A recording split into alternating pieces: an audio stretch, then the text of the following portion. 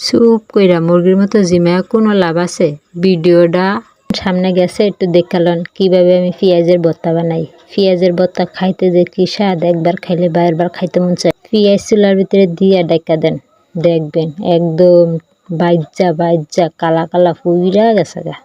উপরটা ফুরছে, ভিতরটা কিন্তু ফুরে নাই। আবার ভাববেন না পুইরা গেল গা কেমনে খামু।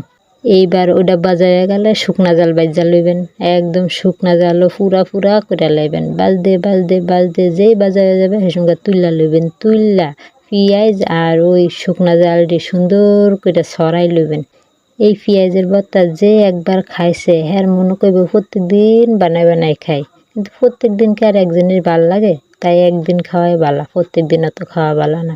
সব পেঁয়াজের সঙ্গে ছাড়ানো হয়ে যাবো গা। এর সঙ্গে একখানে লইয়া সুন্দর কইয়া পানি দিয়া ধুইয়া লইবেন।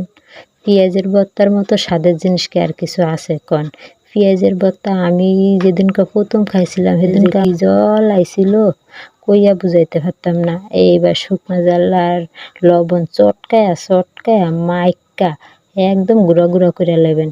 এবার ওইটা যে সঙ্গে গুঁড়া গুঁড়া হয়ে যাবে সঙ্গে পেঁয়াজটা একটা একটা করে ধরবেন আর মাথার ভিতরে বাঁশ মারার মতো একদম ছেন্না সবগুলোর ভর্তা করে লইবেন। ভর্তাটা যদি ফাডাই করেন তাও হয়, কিন্তু ফাডাচ্ছে আতে করা বেশি স্বাদ। তাই আমি আতো কইরাই আন্নগো দেখাইলাম। এবার এইদিরে এমন ছানবেন যেন একদম আলু ভর্তার চেয়ে উপর হইয়া জায়গা। এইবার যে সঙ্গে পুরা ছানা হইয়া যাব সে সঙ্গে এক জায়গায় করে লইবেন আর হাতেরে 12টা বাজায় লইবেন। এই দেখেন আমি কত সুন্দর কইরা মইত্যা এবার একটু সরিষার তেল দিয়া লইছি। সরিষার তেলটা দিলে বাসনাটা আরও দ্বিগুণ বাইরা যায়। সরিষার তেল দিয়ে আবার মইত্যা একদম এক জায়গায় কইরা সুন্দর রেসিপি। থাল বইরা ভাত খাইতে পারবেন।